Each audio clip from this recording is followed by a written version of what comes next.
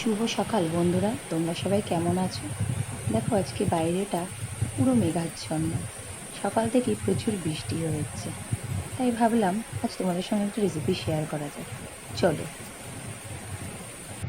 এই দেখো ইলিশ মাছ নিয়েছি, বেগুন নিয়েছি। তোমরা নিশ্চয়ই বুঝতে পারছো কী রান্না করতে চলেছে। হ্যাঁ, ইলিশ বেগুন। দেখো তেল গরম হয়ে গেছে, এবার কড়াইতে মাছগুলো ছেড়ে দেবো।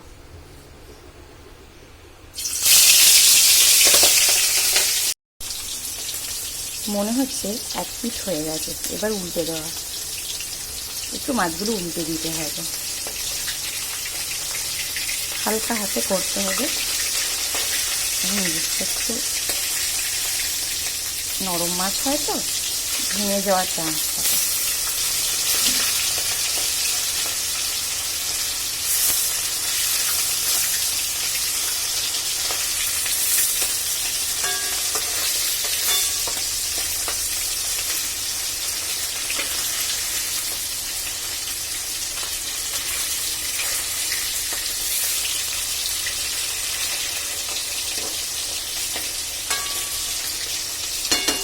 দেখো বন্ধুরা, মাছগুলো আমি উল্টে দিয়েছি আর একটু খাওয়ার জন্য। দেখো মাছটা অলমোস্ট ভাজাই হয়ে গেছে। এবার গ্যাসের ফ্লেমটা একটু কমিয়ে দিয়ে মাছগুলোকে তুলে নিতে হবে। দেখো আমি মাছগুলোকে তুলে নিচ্ছি।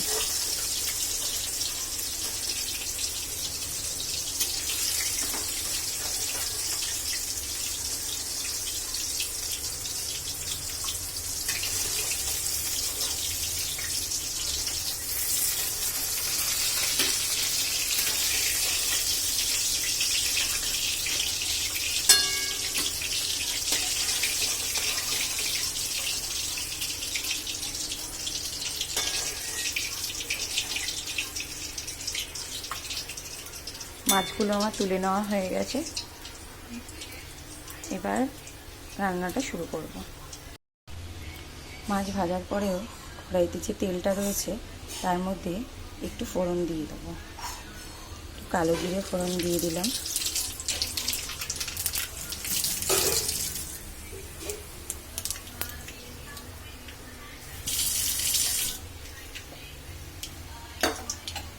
কালো জিরেটা একটু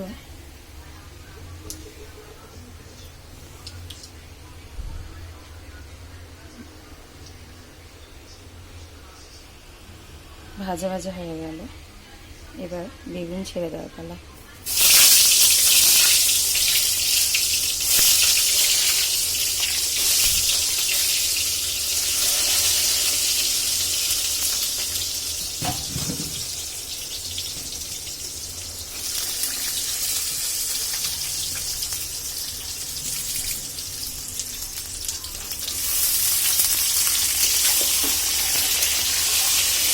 বেগুনগুলো একটু উল্টে পাল্টে নেব।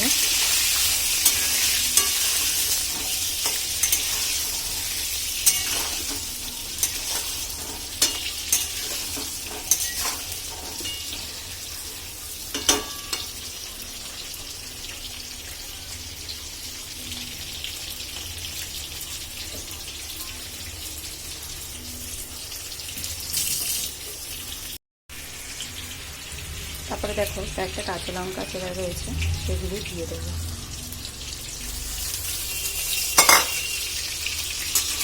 একটু নাড়াচাড়া দিয়ে নেব। বেগুনটা একটু ভাজা ভাজা হওয়ার জন্য ওয়েট করতে হবে।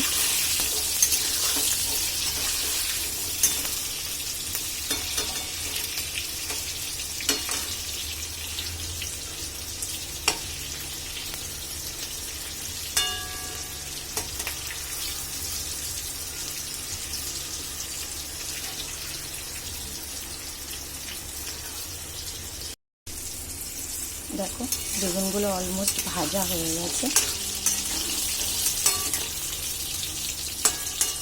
আমি কিন্তু এর মধ্যে কোনো নুন দিইনি, একটু নুন দিয়ে দিতে হবে।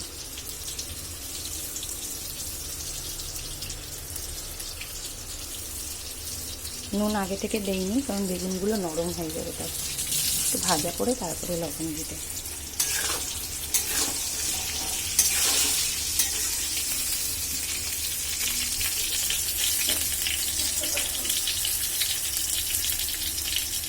আর একটু সামান্য জিরের গুঁড়ো।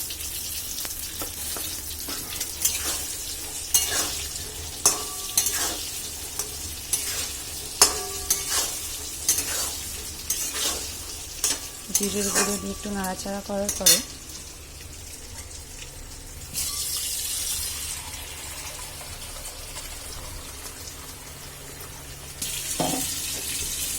জল দিয়ে দিতে হবে।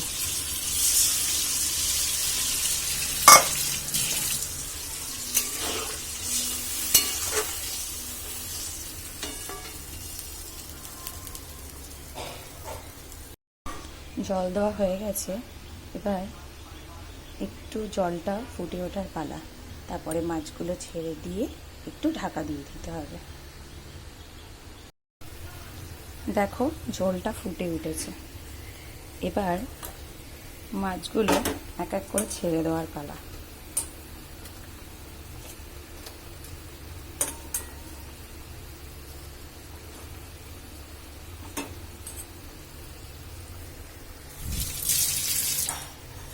ছেড়ে দিয়ে একটু নাড়িয়ে দিতে হবে হালকা করে।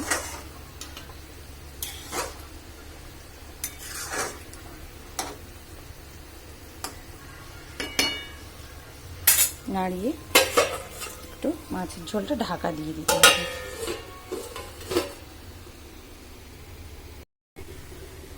দেখো এবার ঢাকনাটা খুলে দেবো।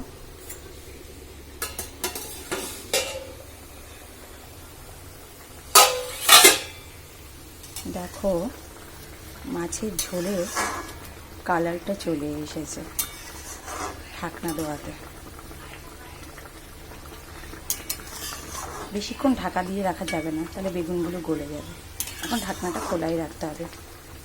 খোলা রেখে ঝোলটাকে আর একটু ফুটিয়ে নিতে হবে।